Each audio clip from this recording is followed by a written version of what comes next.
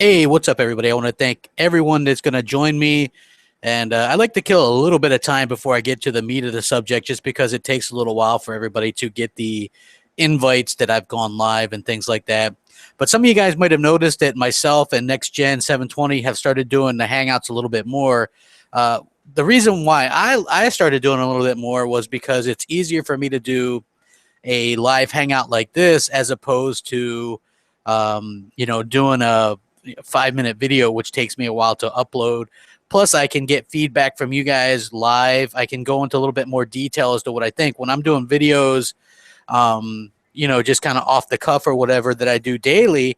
A lot of times I have to keep it short, or I have to just, really get into the point, and then I dance around the point sometimes. Like, I don't write down what I'm going to say ahead of time.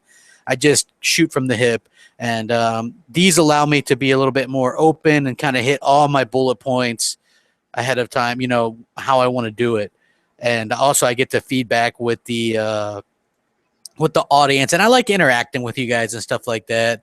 I think that it's a situation where, my internet kind of limits me, and that kind of sucks. But hopefully they upgrade it in the area soon. I guess that's one of the hazards of living out in the country is you don't get the best internet connection. Although I can't complain. I know people that have much, much worse. So, but anyway, I hope you guys are all doing good. I hope you guys all enjoyed E3. I think that it's been, pretty phenomenal for gamers. I really, there's a lot of stuff. Obviously, Halo and Tomb Raider and Forza 6 and Gears 4, all this stuff, those are all my favorites. And I just really, really enjoyed, there's a lot of multi-plat stuff that I enjoyed as well. Some of the stuff was, like Battlefront, I thought looked really good. I like the way Assassin's Creed look. I'm just a fan of gaming in general, and I think it's going to be good. You know what I liked about Microsoft's conference, just before I hit on the main subject of this video? I liked it, back in the day when Peter Moore was at Microsoft, and, earlier in the 360's life cycle as well. When Microsoft would do E3, they would announce games at E3 that would come out that same year. And that's a smart thing to do. So you always had stuff to look forward to. With Microsoft's conference, it was cool seeing gameplay and announcements for stuff that's going to come out this year. And I think that gives everybody a little something extra to look forward to. And it's something that I'm really excited for and looking forward to. I think that this is going to be a phenomenal year. And then, the biggest surprise of all, obviously, was the backwards compatibility stuff, which was fantastic. I think that we're going to see a spike in. I wouldn't be surprised if their first Mass Effect re-entered the charts somewhere, because everybody I know literally has gone out and bought Mass Effect 1 on 360 again just so they can play on their Xbox One. And it looks phenomenal. I'm not going to lie. Like the upscaling, there's not that pop-in. There's none of the issues that were present on the 360 version. So if that's what we can look forward to with the backwards compatibility, I'm all in. If you look back to the PS3, the original launch PS3s, which I had one, a fat 80 gig, and when you would play PS2 games, it upscaled everything. It rounded off the edges. There was no jaggies. So everything was HD, and it looked really nice. And this is doing the same thing. It's upscaling everything really well, because the Xbox One has a Hannah 2 upscaler that's phenomenal. And so I think that it does a really good job. And because it's more powerful hardware, obviously, things are going to run and look much better. But anyway, just to kind of reset you guys while I'm here, I haven't hit the exact reason why I'm here yet. But the reason is because we're getting all these new games coming out. And unfortunately, we do hear about resolution when it comes to these things, right? There's been some resolution differences in the past with some games, and that's a bit unfortunate. But thankfully, it looks like those things are all coming to an end, as it was announced that Fallout 4, which is a big open world game, is going to be 1080p, 30 frames per second on all platforms, Xbox One, PS4, etc., etc. And that makes me happy. Not because I care about 1080p, because I don't, but some people might. And I think people like to use that as kind of an argument to hate. And now that can kind of stop. I think there's still going to be people that are going to find reasons to hate on the Xbox One. It'll just be different reasons. So hopefully, this will be one less reason. So like I said, we're going to have Fallout 4 is going to be equal on both. We got the announcement that Rise of the Tomb Raider is going to be 1080p 30 frames per second, the same resolution and frame rate as Uncharted 4 on the PS4. So if you wanted kind of a comparison of what's going on, there you go. You know what I mean? I think that that's important. And kind of the bigger surprise is Metal Gear Solid 5 was announced as 1080p 60 frames per second on both Xbox One and PS4. Just goes to show you how far the Xbox One has come in terms of tools, SDKs, and all that kind of stuff. And Microsoft themselves have been very helpful with a lot of developers that needed, requested help. And obviously with things like DirectX 12 is going to make it easier to develop and to work with the Xbox One. And I'm not saying that it's some kind of magical thing, but anything that makes developing games easier on your platform is going to help. Like there is a such thing as lazy developers. There was lazy developers last generation, and I think that the PS3 probably suffered from a bit of that. Obviously, if you're a professional developer, that's your job to develop games. It's like for me, when you're out at a grocery store and stuff gets knocked over, I'm not going to pick that stuff up. They pay people to pick that stuff up. That's their job, right? Developers get paid to develop games and to properly develop games. And so when they're lazy, I think that that's unfortunate, and that's where gamers actually lose. And so for me, I think that you're going to still see some of those developers do some stupid shit like that.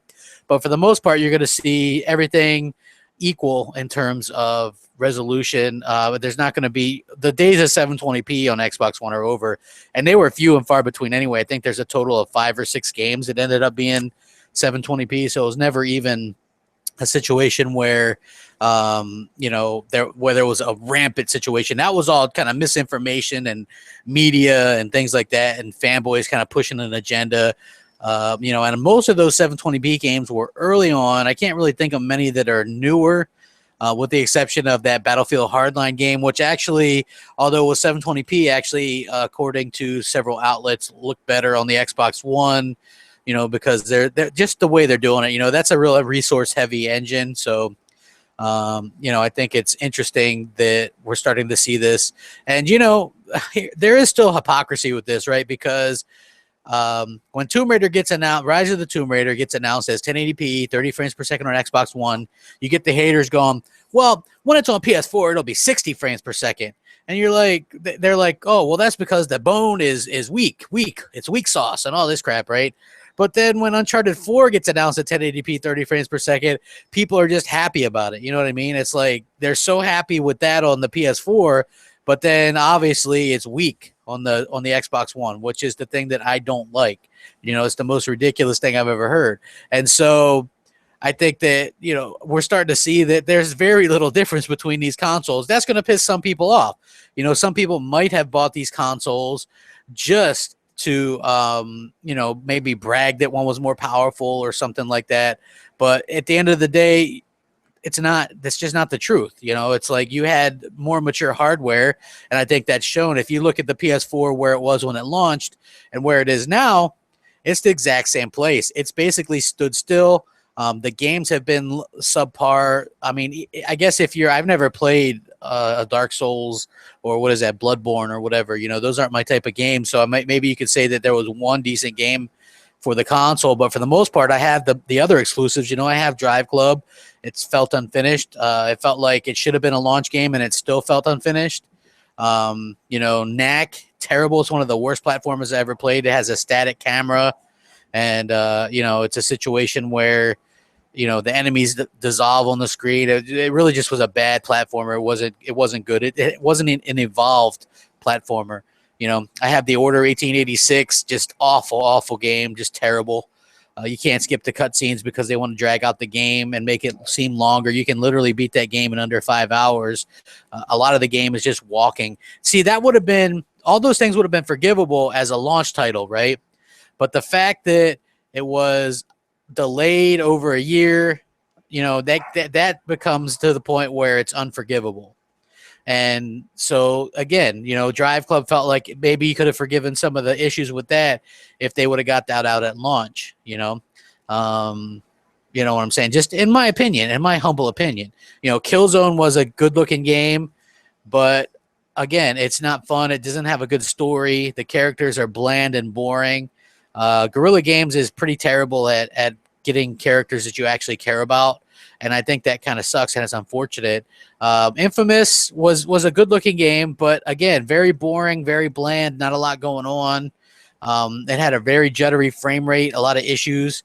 Maybe one day I'll get around to finishing it. I kind of doubt it, just because it's a game that just doesn't keep you interested. It's a lot of repetitive kind of thing going on, and I'm sure it's not even a very long game, and I'm not sure how far I'm into it, but it's just, it's very repetitive. Go to this place, destroy that, grab these, get this power, and so, yeah, that's not exactly my cup of tea. I realize that it just sounds like I'm bitching or whatever, and I'm not a PlayStation dude, but that's not really the case, because I enjoyed quite a few PS3 games last generation, and PS2 games and PS1. I still have all that stuff, and I liked it. But, I think that as far as the resolution stuff, I'm happy that that's coming to an end for multiple reasons, just because it allows gamers to get back to the important stuff.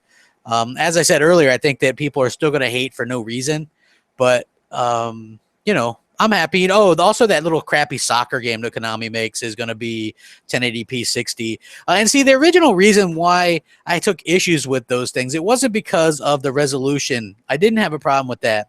The problem that I had was that it seemed like they weren't trying, because the resolution was the same on the 360 as the Xbox One. And I know the Xbox One is more powerful than that. You know what I mean? If you, no doubt that engine is a good looking engine, even on 360 or PS3, the Fox engine or whatever that is.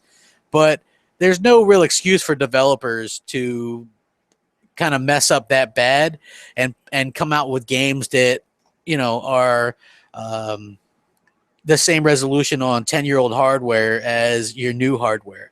And to me, that was unacceptable. That was the part that I had issue with, not the resolution itself, but just it didn't seem like they tried, or they didn't care about the American audience that skews towards Xbox as much as I thought they should have. You know what I mean? And in my opinion, that's kind of that's stupid. That's not something that should happen. And again, just my opinion. So it's not like, what I say has to be taken. You guys can take it however you want.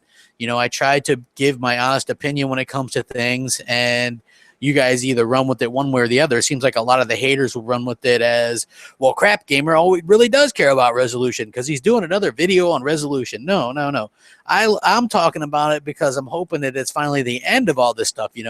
When you have like your new titles, Forza 6, that's confirmed 1080p, Rise of the Tomb Raider, confirmed 1080p. You know what I mean? Fallout 4, confirmed 1080p. Metal Gear Solid 5, confirmed 1080p. These games are all coming out this year, and to have that being the issue, then I think that says a lot. I mean, you already have Microsoft making huge strides, because you had like Destiny, Grand Theft Auto 5, Wolfenstein, all these games come out at 1080p. And, and again, it's kind of a touchy subject, because I don't really think that the PlayStation gamers care about 1080p.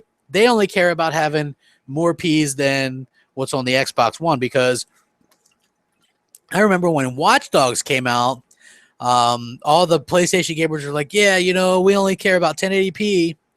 Watch Dogs come out and it was only like 900p on PS4, and they were perfectly fine with that, just because it was like 800p on the Xbox One. So as long as there's more Ps, then they're perfectly fine with it. Like for me, I'm a frame rate guy. I don't care what anybody says. You play Gears of War Ultimate, that frame rate is butter. That's buttery smooth. That's what I like. When you play, like if it's an open world racing game like Forza Horizon 2, it's not as noticeable, but I wish that they could figure out a way to get 60 frames per second, but it really matters in closed circuit racing. Like when you're playing Drive Club, you feel like you're not moving very fast at all. You almost feel like you're standing still. Circuit racers should be 60 frames per second. And I think stuff like Project Cars understood that. Obviously, Forza Motorsport understands that, because every Forza Motorsport game, as far as back as I can remember, has been 60 frames per second. And that's like super important. Even I think Mario Kart understands that. Circuit racers need to be 60 frames per second. I'm a frame rate guy. I can't help it. That's the most important thing to me. When you play Halo, like I've been going back and playing through some Halo Master Chief Collection again. just to get geared up for Halo 5. That 60 frames per second is very important. It feels fluid.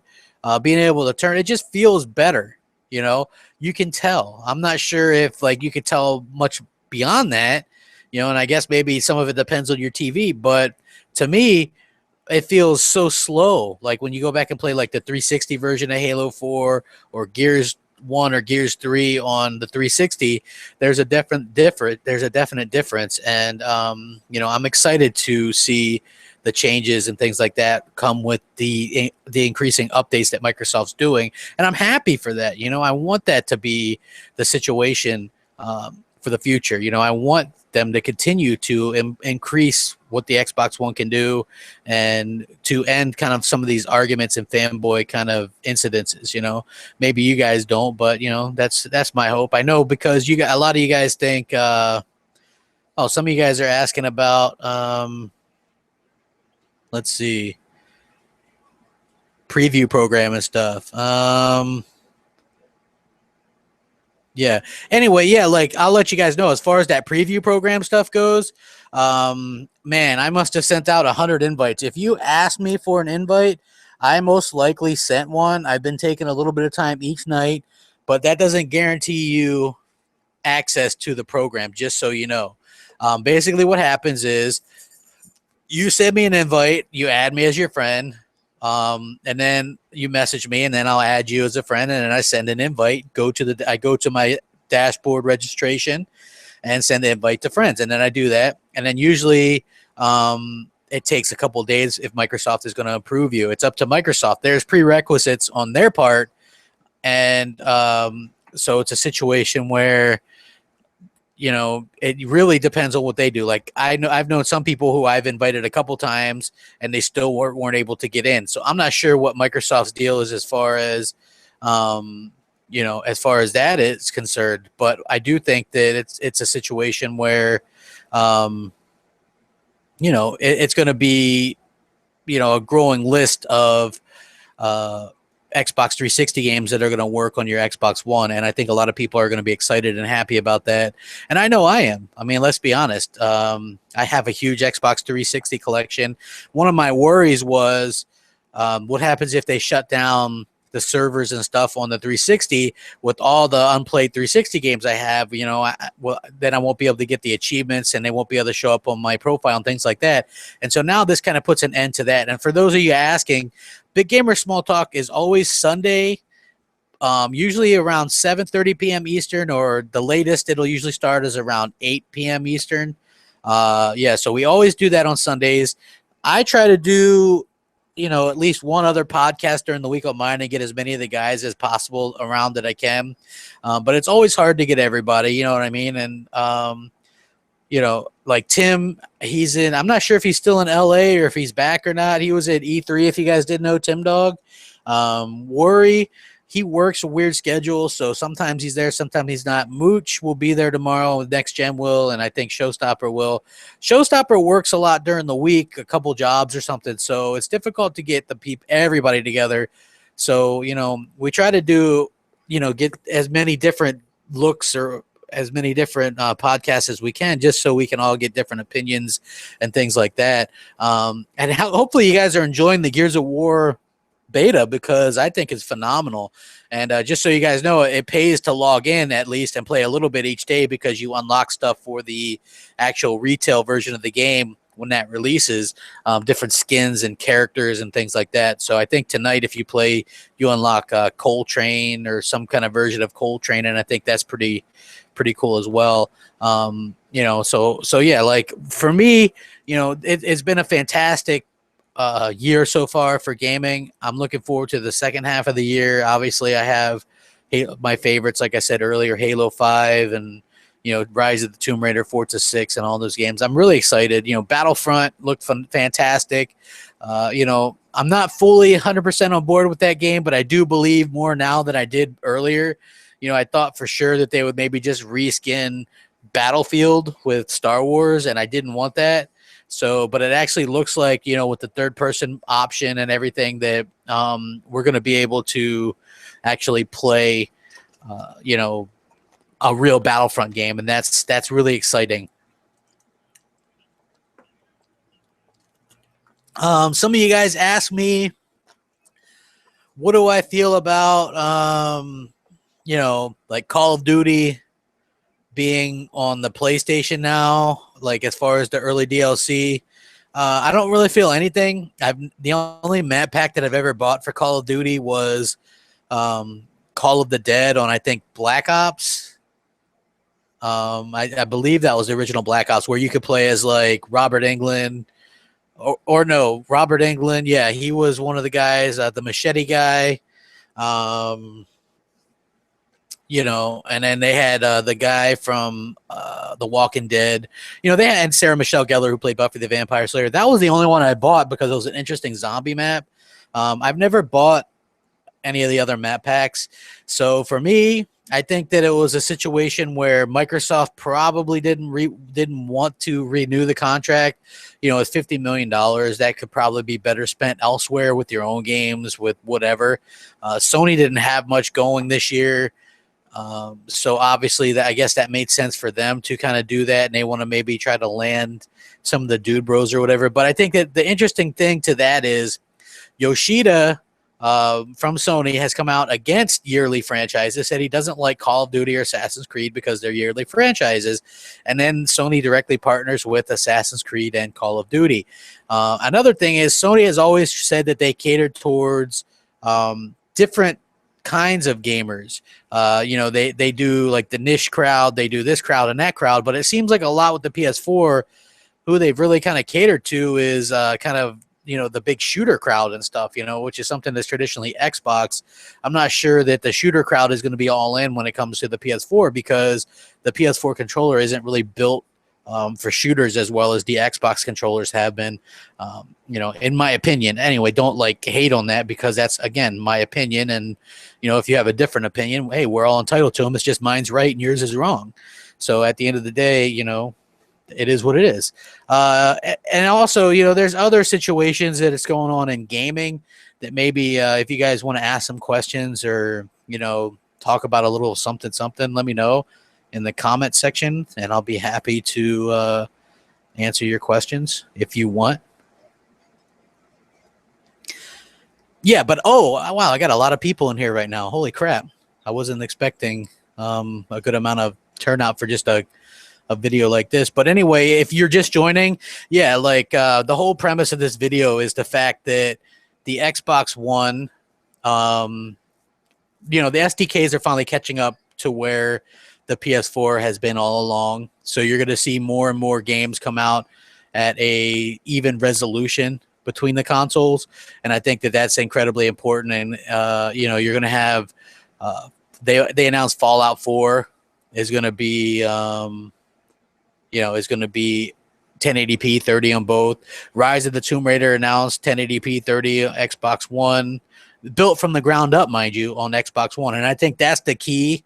When you build things from the ground up on the Xbox One, it's, I think, much easier to hit those kind of peaks and numbers.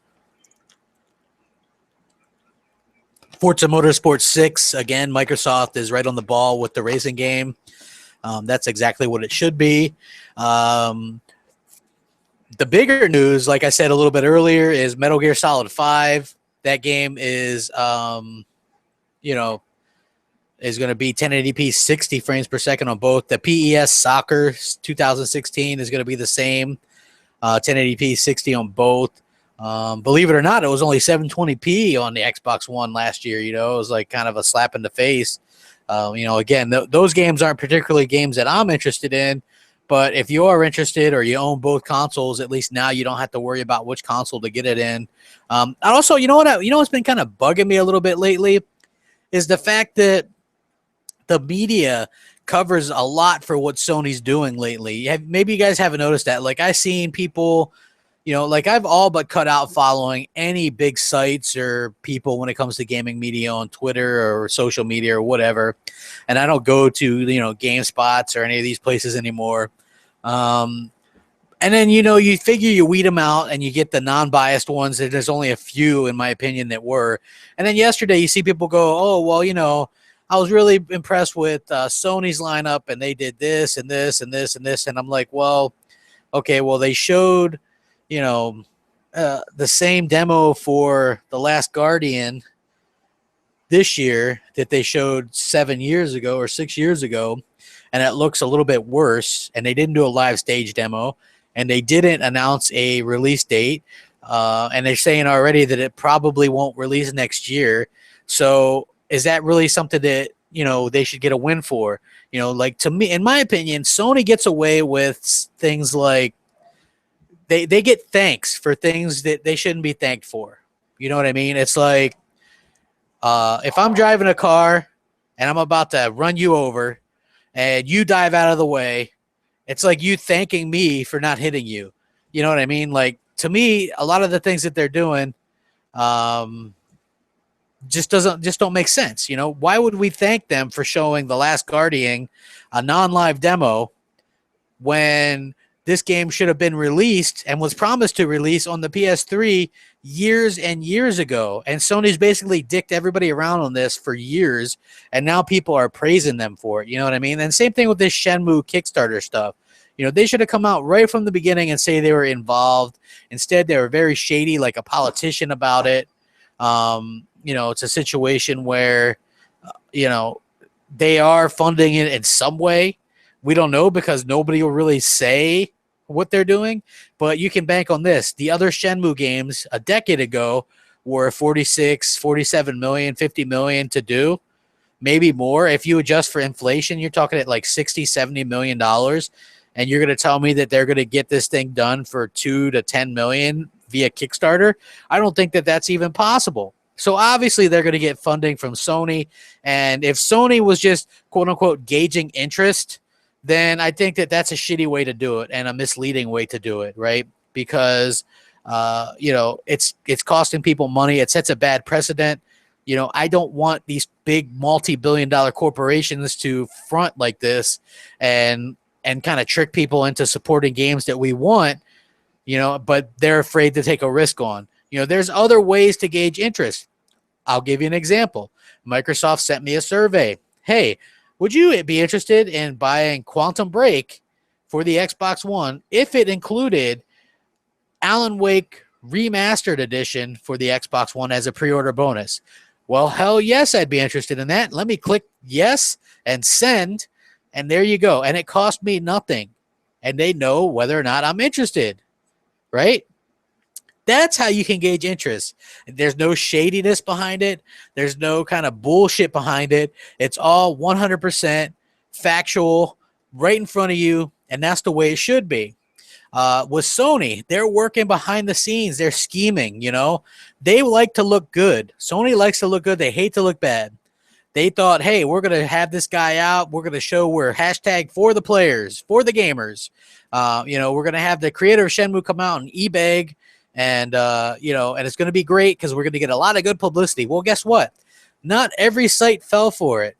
You know, a lot of sites said, hey, you know, we're not falling for this. Where's this rest of this funding coming from? Because the other Shenmue games were more expensive than this. How are you going to build an open world Shenmue game for such a low price? Even if things have gotten cheaper, which we know they haven't gotten cheaper to develop games. They absolutely have not. It's more expensive to develop these games, you know? So I think that, yeah, they wanted to look good. They all along, you know, were behind funding this game. I'm not a fan of that. You know, it's dirty pool, dirty tactics. You know, Sony likes to look good, and I don't care what anybody says. You know, again, this is my opinion. If you don't like my opinion, then don't watch my channel. You know, I have strong opinions. I'm not afraid to speak my opinion, and I think that that's why the people that watch my channel is because I'm honest about this stuff, whether you agree with me or not. You know, I'm highly polarizing, and people, you know, respond one way or another to what I have to say. And if you don't like what I do, then don't watch. You know, if I say, you know, I'm at least honest. You guys can sit there and act like I'm not honest all you want, or the Sony fanboys, but I said, hey, that Horizon game looks good, but no release date and no live demo. So something tells me that that's not 100% legit. You know what I mean? There's something a little bit off with that. The Uncharted stuff. Every Uncharted game has looked really, really good at E3, and then when you got it home, it was downgraded. Uncharted 3 was a mess. The frame rate was bad. The aiming system was bad. There was a lot of things wrong with that game, and yet a lot of places scored it a perfect 10. I seen people talking about some behind the closed doors Uncharted 4 demo, and these gaming sites are in love with the game. I'm like, damn, why don't you guys just give it a perfect 10 already? You know what I mean? Because that's the way it comes down to, is you just get that feeling that people are going to give that game a good score because it's Naughty Dog and because it's Uncharted, and it doesn't matter. It's like The Last of Us PS4, right? That game launched on the PS4. It was broken. There was like all kinds of issues and bugs, and it was well documented. You can Google it. There was all kinds of bugs, but people gave it the same score as they gave the PS3 version because they assumed it's the same. But in my opinion, when you go back and you play a game that's been remastered or whatever, you need to give it a proper score. You know, The Last of Us on PS4 wasn't the same as the PS3. It had issues. It had bugs. When you have bugs and issues in your game, it's not a perfect 10. There's rarely a perfect 10. The best thing that I could say about giving perfect 10s, and I do reviews, and I'm not a professional, and you could hate on what I do or whatever, but like racing games are easy to give a perfect 10. Sports games are easy to give a 10. Regular games, very difficult to give a perfect 10 because almost anything can take away scores, in my opinion. Glitches, frame rate issues, popping, tearing, long load times, corruption in the save files, crashing problems. Nowadays we live in a day and age where when games launch, you automatically know they're going to launch broken, right? So basically, even though we all bitched and complained about always online consoles, that's what we ended up with because we get games that are broken and require online to get patches anyway.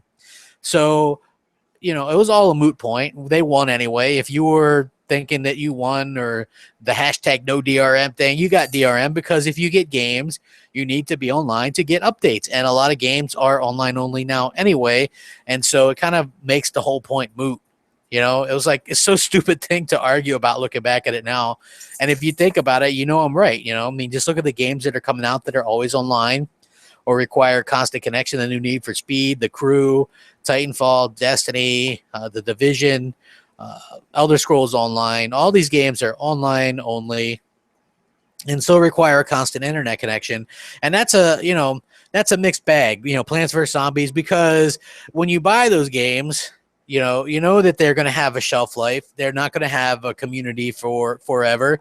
So, like, in my opinion, if a game has like a multiplayer only element or single player only element, I think that those games should be half price, right? I think $60 nowadays should get you a multiplayer and a single player experience. $30 for one or the other. That's just my opinion. I think that people would be more apt to buy games that way. Like, look at this, okay? Infamous Second Son. That game has a single player only, pretty boring, but I would think that even as boring as it was for me, $30 would be a good price point for that game. Titanfall, great multiplayer experience and no single player experience. $30 would have been perfect for that game. Do you see what I'm getting at? So I'm not just saying one because it's a PlayStation. I threw in an Xbox game as well. Plants vs. Zombies Garden Warfare, another game. It's only multiplayer only.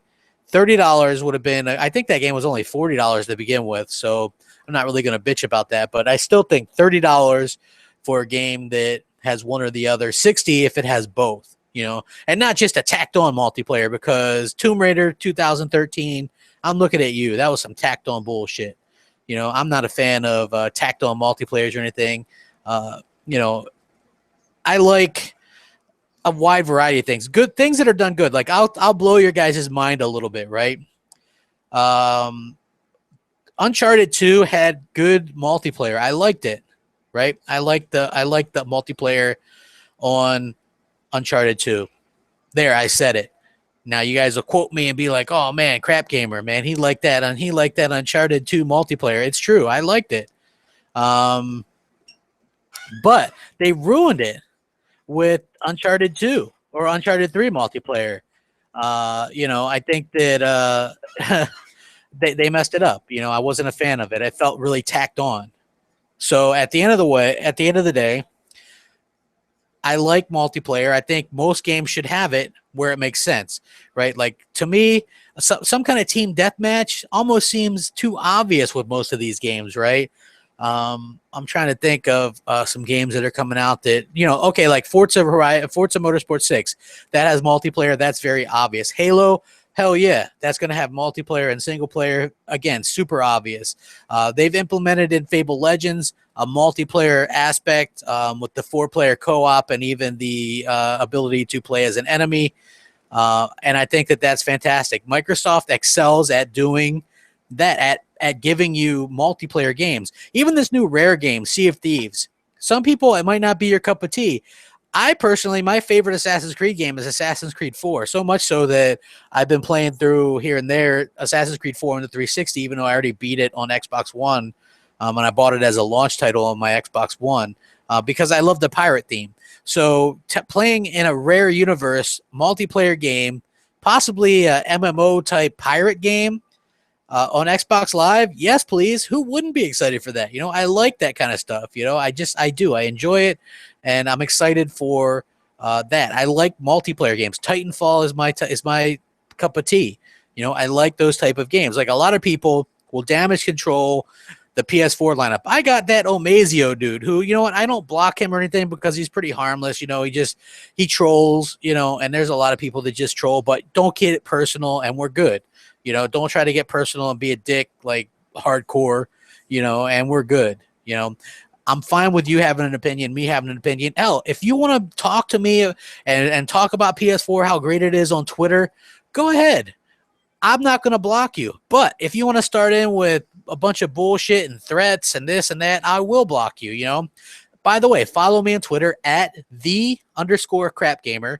I'm working on 2,000 followers if you guys want to follow. Also, while I'm at it, look up Facebook Crappy Reviews and hit the like button. I'm close to 500 likes on there. I update my videos and everything on there as well. And if I can continue the eBay trend, if you will, Big Gamer Small Talk, which is the podcast that I'm a part of, probably one of the bigger independent podcasts, gaming related. We got a lot of haters, a lot of people that imitate us, that want to be us. But we have our own swag now. We have our own merchandise, including a shirt. You guys are familiar with like the Calvin shirt where he's pissing on stuff, and there's been different ones, different versions of that. There's one of me as Calvin with a hat that says "Rack 'em up," pissing on a PS4, and it says Xbox is the best box. And I linked this in the description, and I also linked it as the first comment on the page.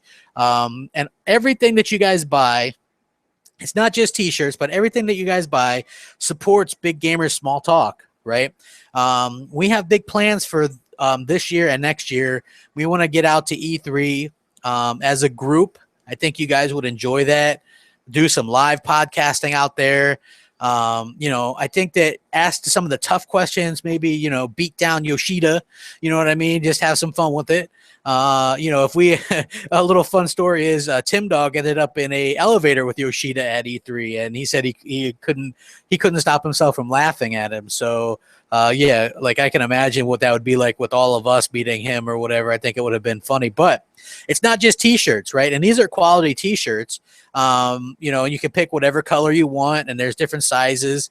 You can get all kinds of stuff: iPhone case, a Samsung Galaxy phone case, iPad case, laptop skin. You can get a photographic print, art, stickers, frame print, a canvas print. You can get like a travel mug, a coffee mug, a pillow. Whatever you want, man. You can get a damn greeting card with me pissing on a PS4 if you want, or Showstopper like choking a pony, or Next Gen, or the whole group, the the Big Gamer Small Talk group. Hit it up, man. Support us, because think about it, man. How we do hundreds of hours of entertainment for you guys for free. I mean, for the most part, it's free. Like a lot of people assume that we make a ton of money through YouTube, and that's not the case. YouTube is highly seasonal. Meaning there's a couple good months a year, if you're a decent sized YouTuber. None of us are really decent sized YouTubers. We're small, I would say, when you get up to the, few 100,000, you're big, or over 100,000, you're big. But where we're at is relatively small, and, I don't think that any of us, maybe next gen, could probably afford to, go over all these places and stuff. But the rest of us, like me, I work. I would have to bring in somebody to take over what I'm doing for a while, and transportation and board my dogs, a big kind of production to go do E3 or anything like that. But it's something that I've always wanted to go back and do.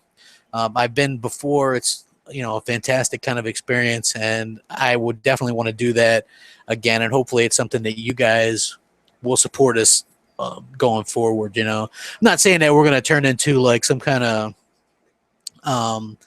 podcast that's like going to do focus on interviews and stuff like that. But once we're there, oh, hold on. Let's see. The mug with you pissing on a PS4 has the hashtag cut in half on the picture. Are going to fix that before people order. You know what? Yeah, I'll have Jay Williams, who is the graphic god. He's the one that's actually running this, setting up all the different designs and stuff.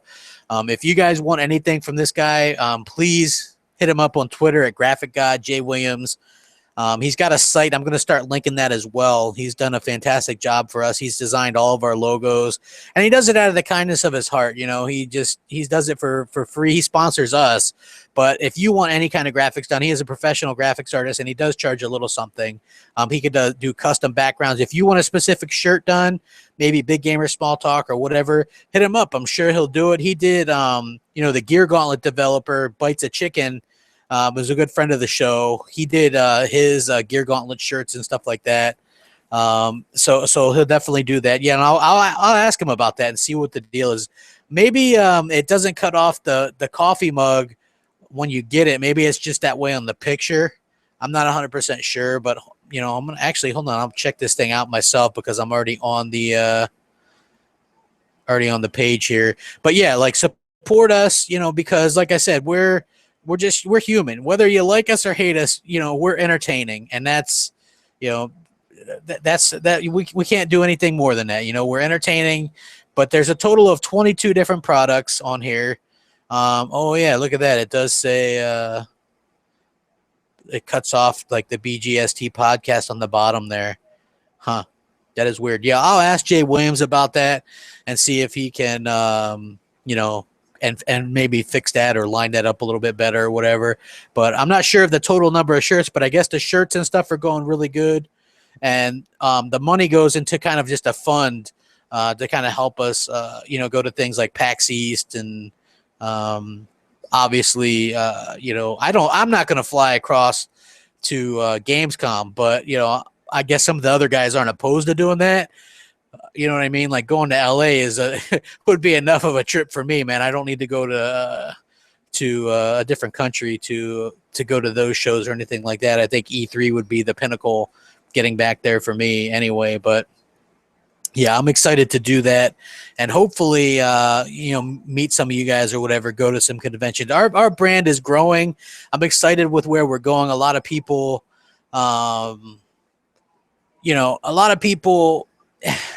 like us or hate us. It doesn't really matter to me, but let's see. Retro, the old gamer. He says Xbox is weaker than PS4. Fact, Xbox has better exclusives and features. It's weaker, at a minimal, it's weaker. You know what I'm saying? And the PS4 had better tools.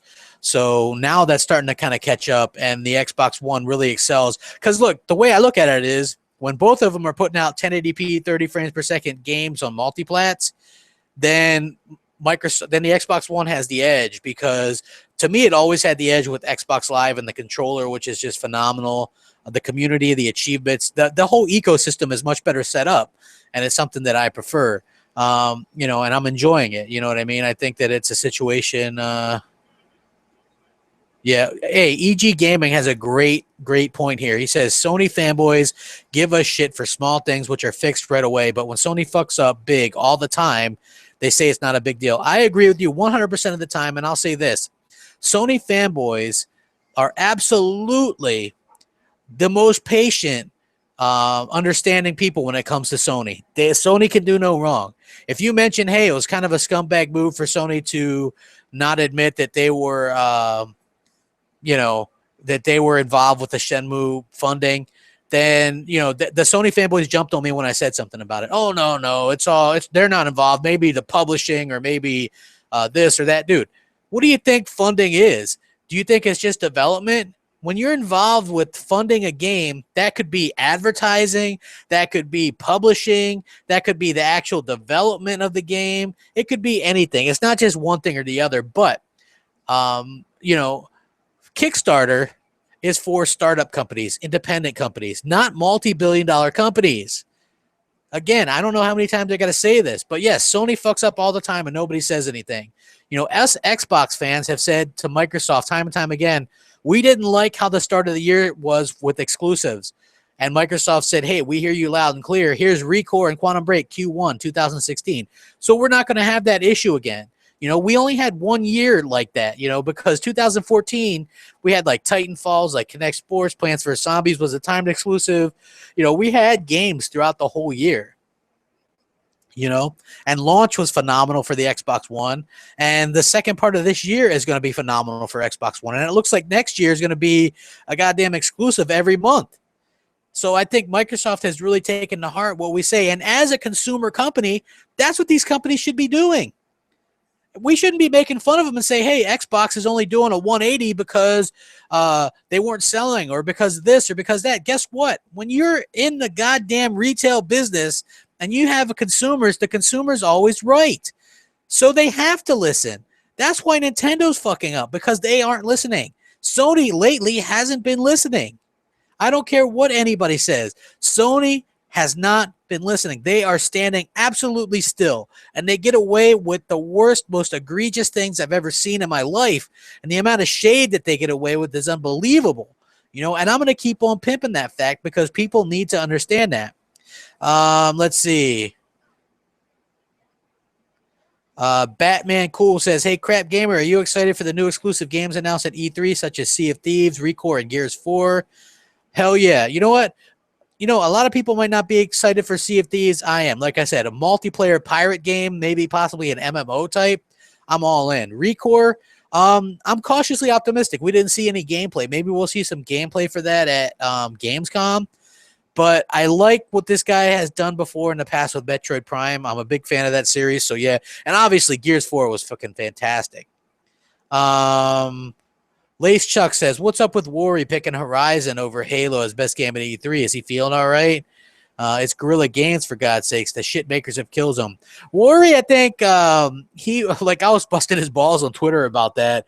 He was just saying, taking the fanboy stuff aside, because he obviously thought Halo was the best game at E3.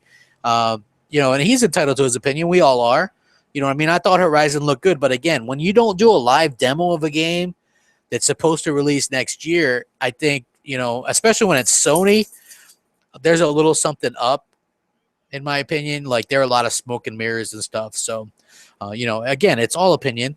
It's all opinion.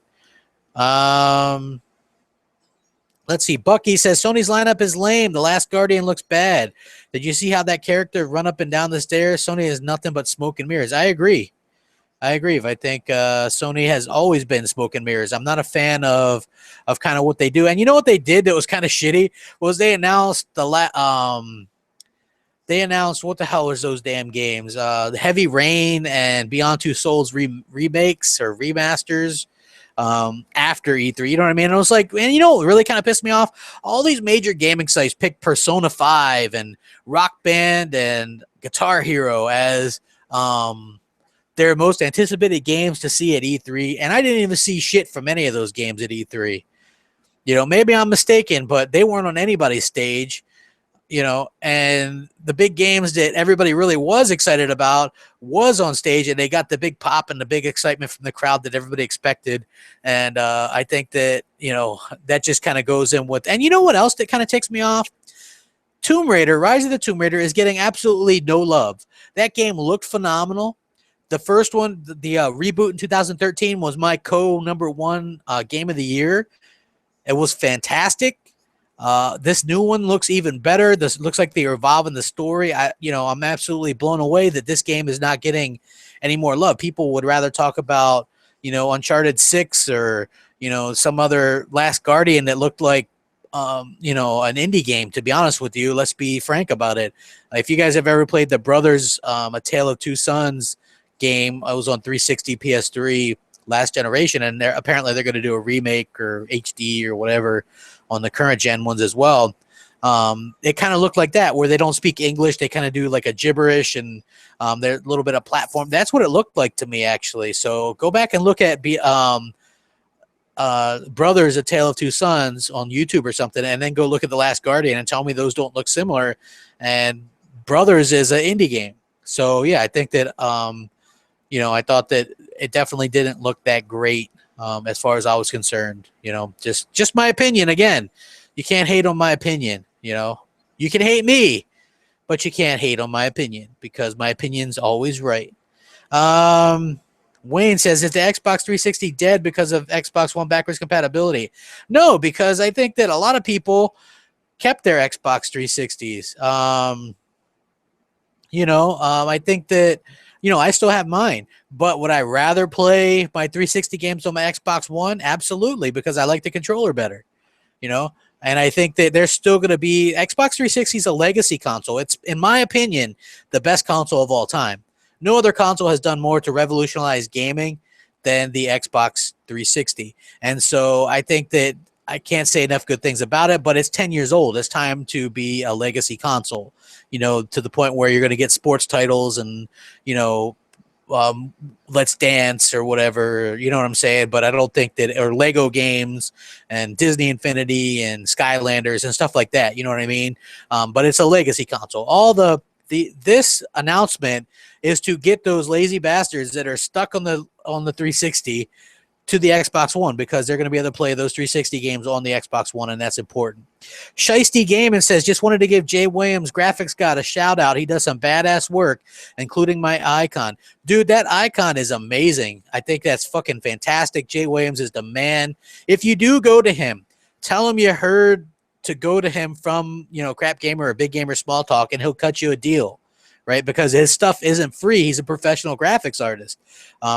But he will cut you a pretty good deal if you say you're a friend of the show. Let's see. Grim, who is a troll, says, where was Phantom Dust, that niche game at? Is it dead like the Kinect? You know what? Maybe you missed the Kinect demonstration with Cortana that they showed after the show, but yeah, that's phenomenal. And I think that as a peripheral, that's fine. I mean, you know what I'm saying? I think that Microsoft will continue to support that in that way, and it'll still get the Kinect integration with some games and the $15 party games, but I don't think you're ever going to see big, full-fledged games with Kinect, just like, Move games, and just like, Project Morpheus or whatever it is. Did you see the games that they're coming out with that? It's like a lot of those looked like Kinect games from last gen. Really, really bad. And Phantom Dust is a game that probably will be shown off at Gamescom. I think that that's going to have more of a game that kind of appeals to a wider audience than America. I don't think that that's a game that you would probably see shown off there, and there's a new studio that's doing it or whatever. So David Sly says, hey, Crap, Ghost Recon Wildlands looks sweet, open world. What are your thoughts? AKA Spitfire. Hey, what up, Spitfire Spud? You know what? I'm not a Ghost Recon fan. I do think the game looks good. I just think that I've been fooled by poor Ghost Recon games in the past. I think that it's a situation where, to each their own. Look, we don't all have to like the same games. You know what I mean? Like somebody, I follow a notorious PS4 fanboy on my Twitter feed, and he follows me. The reason why I follow him, even though he's a PS4 fanboy, is because we at least understand where we come from, right? Like he the other day he says, well, Xbox always say PlayStation 4 doesn't have any games, and he's like, but it's got 6 exclusives coming out, and there's only 5 this holiday on Xbox. And I told him, I was like, look, when we buy consoles, we don't buy these consoles for these AA experiences or these indies. We buy them for big tentpole AAA franchises. As much as you maybe wouldn't agree with that, like you would have to understand that Horizon, Uncharted 4, those type of games I look forward to buying on PS4. Those are the experiences I want. God of War, those type of games, right? Godzilla, Persona, those games aren't games that I would look forward to buying. Those aren't the big experiences that I want for my PS4. Those don't do it for me. I'm sorry. You know what I mean? If you don't agree with me, then that's fine. Most people buy an Xbox for Gears of War, Halo, Fable, Forza, you know what I mean? Those type of games. And I think that Microsoft has done a good job at delivering those games for the gamers. And I think that that goes unsaid a lot of the time. Mike Ortiz, what's up, bro? He says, hey, Crap, what's your most anticipated title that's coming this fall? His is Tomb Raider. Well, I have Tomb Raider, Halo 5, Forza 6, Battlefront, Call of Duty, Assassin's Creed, all pre-ordered. And I'm really excited for Batman. That's getting some phenomenal reviews. Hey, if you guys didn't know, they canceled the collector's edition with the Batmobile statue, and they delayed the limited special edition, which had a statue in there, a Batman statue. My brother ordered his from Amazon, and Amazon actually hooked him up, right? Because they said there's going to be a delay for a few weeks, but we're going to get you a code to download the game so you can play it when it releases, and then you're still going to get your package with your physical disc and everything. So if you ordered your stuff, I guess, from Amazon or some of these other places, they're going to hook you up with a digital download code so you can play the game when it releases, and then you're going to get your stuff afterwards. So I think that's cool. Extinct Tova says Sea of Thieves is awesome. I agree. Rare coming out of their shell a little bit, stepping away from the Kinect stuff. I'm excited for that. I'm excited for that game.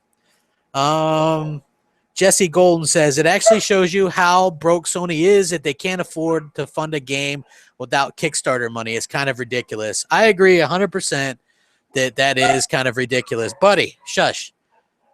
And yes, that's my dog, Buddy. His name's Buddy because his name is what he is, and that's my buddy. Let's see. I'm going to answer a few more questions real quick, and then I'll probably get going. I've taken up enough of your good people's time. Let's see. Let's see. Crap is about to pass somebody in subs. Yeah, you know what? I don't really keep an eye on that stuff too often, but I am thankful that I get a good amount of subs and views and things. To me, the subs aren't as important as the interaction and the polarization with the fans. You know what I mean? Like if you're not polarizing, then it doesn't matter. Like Next Gen, he was getting amazing views with not a lot of subs. So to me, I think it's cool. Lace Chuck says Shenmue 3 has surpassed its goal, but now Suzuki is asking for 10 million. What do you think about that? I think 10 million is way too fucking much, especially considering, that it's a game that is being partially funded by Sony to begin with. So I think that's unfortunate. Let's see. Got another one. Oh, Grim. This guy, he's like all over my nuts. Halo 5 will be forgotten come December. It'll be lucky if people tune into it on YouTube and Twitch by then. Halo's dead.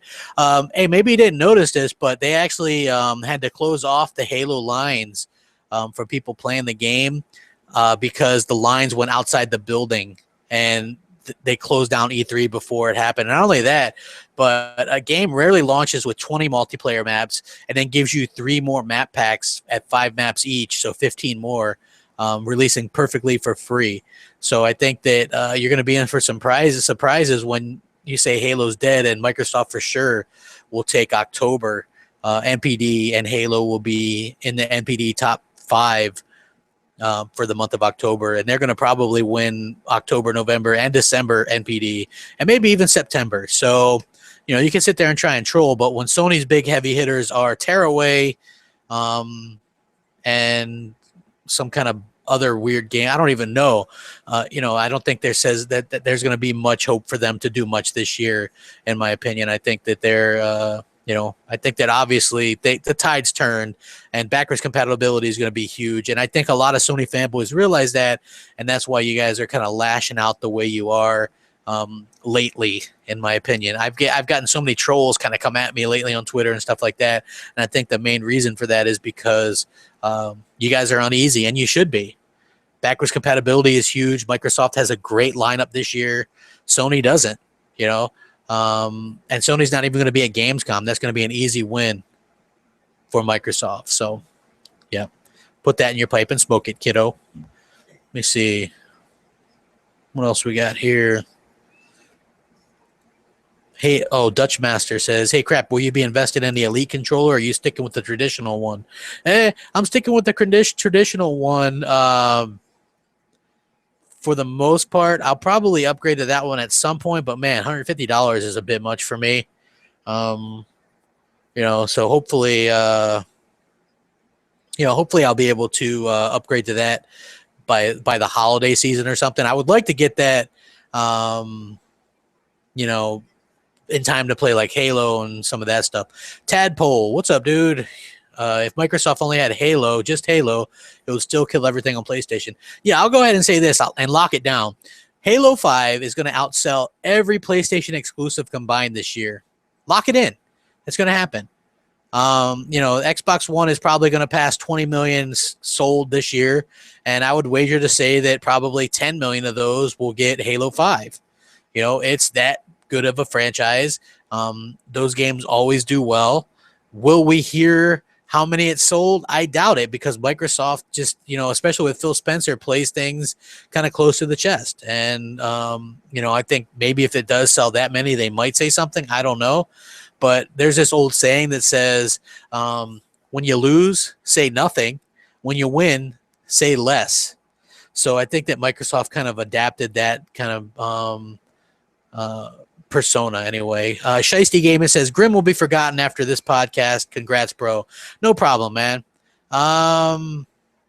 Apex Skill says, hey, crap, tell buddy I said Xbox is the best box. Good job, man. Keep it up. Yeah, no problem, man. Like, my dog is, he's a cool dog. I got him just because, I don't really like going into personal stuff because I don't like putting that stuff out there too much. But I had a dog that I rescued when I was pretty much a youngster back in the day, and he was 13 years old when he passed away. It was a very kind of brutal thing. I never thought, you go through those situations where you're like, I don't know if I'll ever get another dog.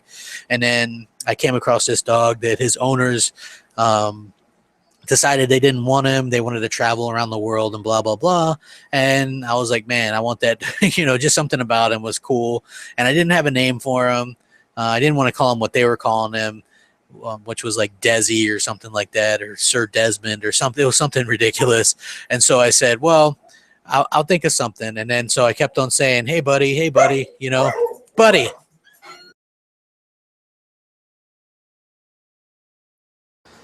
So yeah, I kept on saying, "Hey, buddy, come here," and then so eventually that's what it became. So I kept on, I just was doing it that way, "Hey, buddy," it's just a situation like that.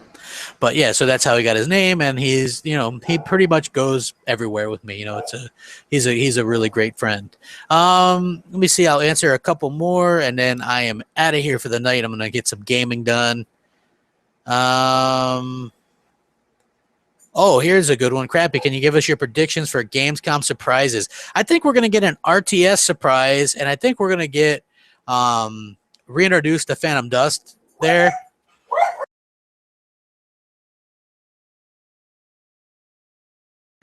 So yeah, I think we're going to get that. There's at least one. There's a couple of RTSs being worked on, and I think we're going to get something announced there, and it's going to be pretty cool. Let's see. What else do we have here? Oh, somebody's listening to the podcast while playing the Gears of War beta. Awesome, dude. That beta is awesome.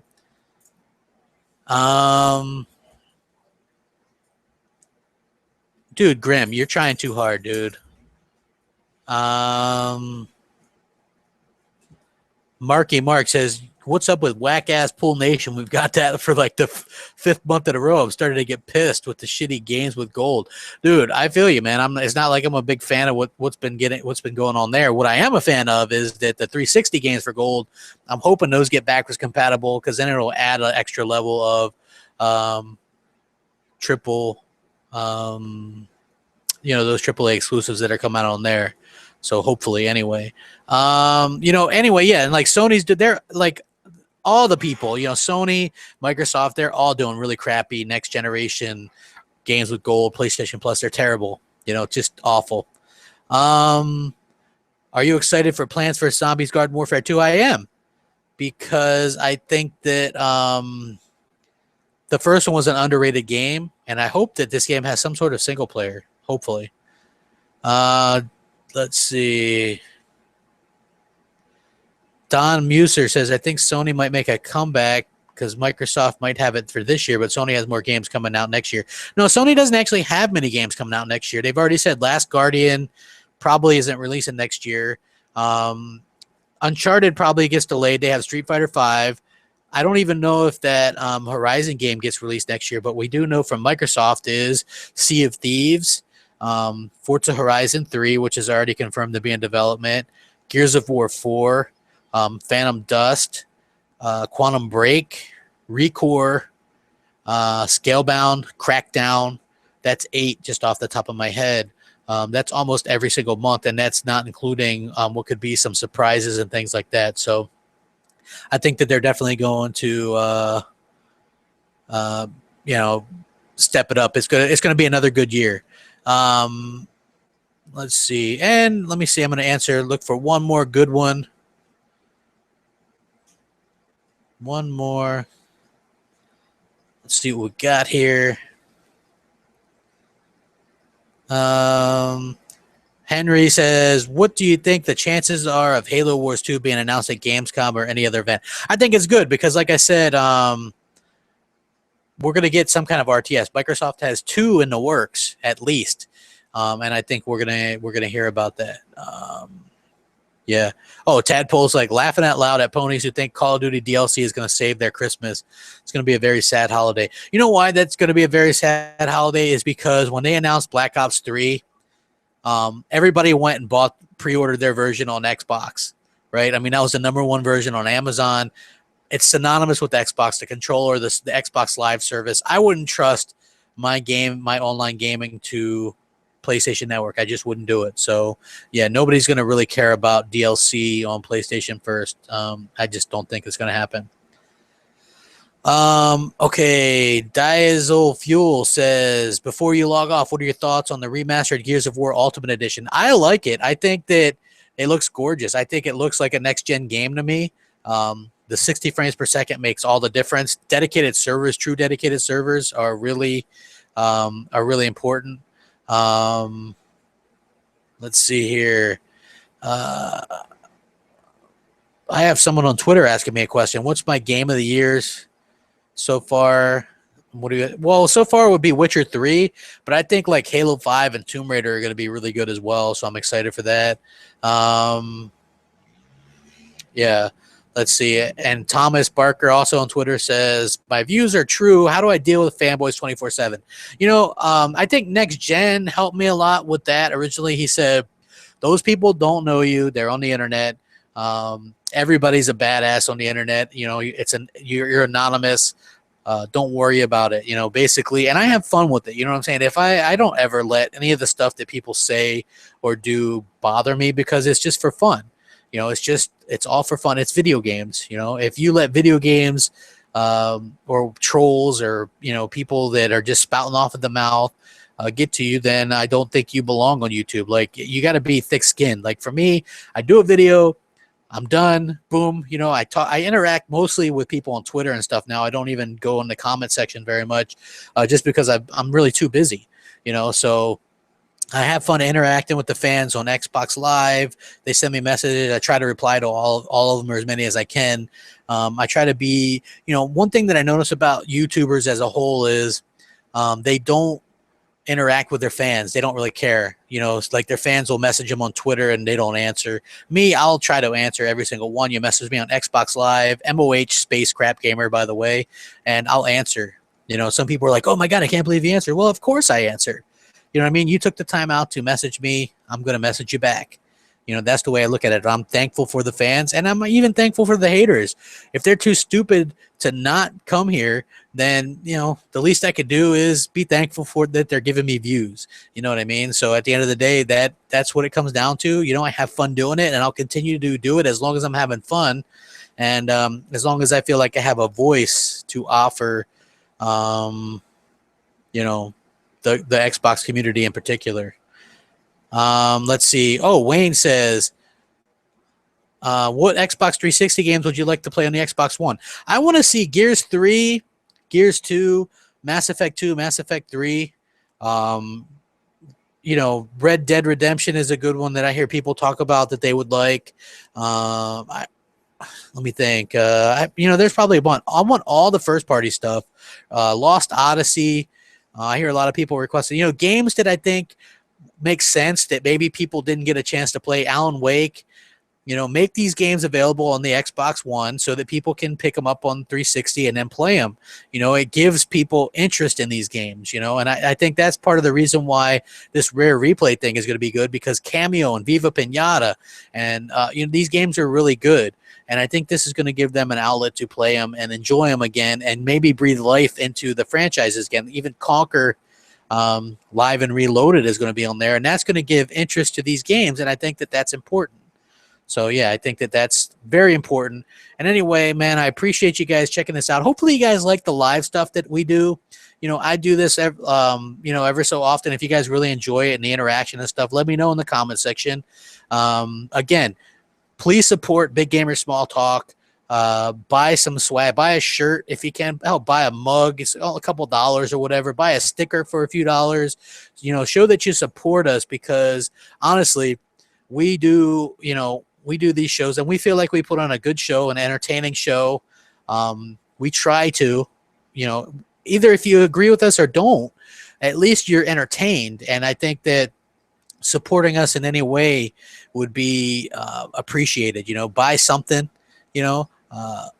I think that it would be cool if you did so, and yeah, that's, you can consider it e-bagging or whatever you want, but I've seen people supporting shows and channels much worse, and that don't do half the things for the fans that we do and aren't half as appreciative. So if you guys could, step out of your way and step out of your comfort zone and help us out a little bit, that would be much appreciated. And if you guys do buy stuff, say you buy a shirt, anybody that buys a shirt, let me know. We're going to try to get you in a podcast. If you buy something and you want to game with us on a particular game, you pick the night you want to game, and the game, we're there. You're gaming with Big Gamer Small Talk. I'm telling you what, man, that's how it works. We want to interact with you. It's not just you support it. We'll help you back. You scratch our back, we'll scratch yours. Anyway, I appreciate you guys coming out and checking out another one of my live broadcasts, and it's it's been fun. It's entertaining. I think that, we kind of play off each other, and hopefully you guys enjoyed my take on stuff. Oh, Tenacious Dave says, what does MOH stand for? We were Mercenaries of Honor. Yeah, and then we just kind of changed it up because it's, there's a long history with that clan, with the clan name, because originally I was in a clan called Merc, and there was like 5 or 6 leaders, and I was one of them. And none of the other leaders would ever schedule anything or practice or do anything. So I was making all the calls. They got pissed off about it. They were just mercenaries, and they're short for Merc, MERC. And so, kind of be a smart ass, I was like, okay, well, let's be Mercenaries of Honor, and I'll just lead things myself. And I started my own clan. We were very successful in Battlefront. I think we 55 wins and 1 loss. And then we went to like Call of Duty 4 and Halo 3 and Black Ops and World at War. We had really good runs, and we were in the playoffs and game battles and stuff like that. So, yeah. So, but the MOH, like, we kind of would use that as a tag, but then we would just call it the MOH Regulators for a while, because we didn't want the whole kind of nerdy aspect of Mercenaries of Honor. Like, it was a very Star Wars kind of thing, and when we were playing Call of Duty, we kind of wanted to get away from that. So we're just like, I was watching Young Guns or something like that, and he goes on this speech about regulators. That was like Billy the Kid, and the Regulators was his group, and I like that. You regulate shit. It didn't have to make sense, but that's what we were, and so that's how we went about it. So I appreciate you guys watching. If you're a new sub, thanks for subbing. If you're old, I appreciate the support. Thanks for everything, guys. Rack 'em up. Thanks for watching. Crap Gamer out.